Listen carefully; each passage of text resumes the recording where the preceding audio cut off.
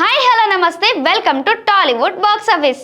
ఈ మధ్యన ఓటీటీలో నిజ జీవిత సంఘటనలు, కొందరు ప్రముఖ వ్యక్తుల ఆధారంగా సినిమాలు, వెబ్ సిరీస్లు తెరకెక్కుతున్న సంగతి తెలిసిందే. ఓటీటీ ఆడియన్స్ కూడా వీటిని చూసేందుకు బాగా ఆసక్తి చూపిస్తున్నారు. ఈ వెబ్ సిరీస్ కూడా సరిగ్గా ఇదే కోవకు చెందుతుంది. 129 నిమిషాలు ఉన్న ఈ రియల్ క్రైమ్ స్టోరీని చూస్తే షాక్ అవ్వడం ఖాయం. ఓటీటీలో అన్ని రకాల సినిమాలు, వెబ్ సిరీస్లు అందుబాటులో ఉంటాయి. హారర్, కామెడీ, థ్రిల్లర్, సస్పెన్స్ ఇలా అన్ని జోనర్ల సినిమాలు, వెబ్ సిరీస్లు స్ట్రీమింగ్ కు వస్తుంటాయి. అయితే ఈ మధ్యన నిజ జీవిత సంఘటనలు, ప్రముఖ వ్యక్తుల జీవిత కథల ఆధారంగా సినిమాలు, వెబ్ సిరీస్లు తెరకెక్కుతున్నాయి. అలాగే డాక్యుమెంటరీలు కూడా రూపొందుతున్నాయి. ప్రస్తుతం మనం మాట్లాడుకోబోయేది కూడా ఒక నరరూప హంతకుడికి సంబంధించిన క్రైమ్ డాక్యుమెంటరీనే. బెంగళూరులో జరిగిన కొన్ని యథార్థ సంఘటనల ఆధారంగా ఈ డాక్యుమెంటరీ తెరకెక్కింది. ఇది మిమ్మల్ని ఖచ్చితంగా భయపెడుతుంది, ఆలోచింపచేస్తుంది, ఉత్కంఠకు గురి చేస్తుంది. సమాజంలో ఇలాంటి మనుషులు కూడా ఉంటారా అనే ఆలోచనను రేకెత్తిస్తుంది.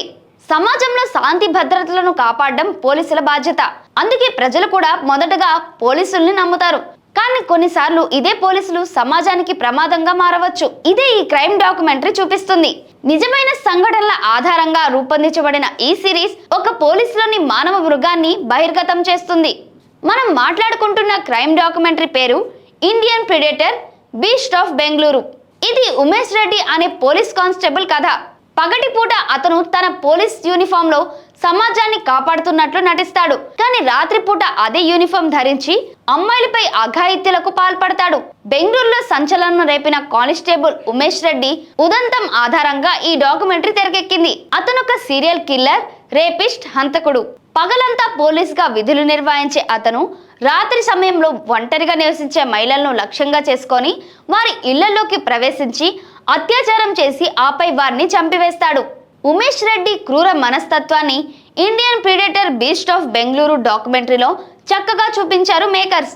ఇందులో పోలీసులు, జర్నలిస్టులు, కేసులో భాగమైన ఇతరులతో నిజమైన ఇంటర్వ్యూలు ఉన్నాయి.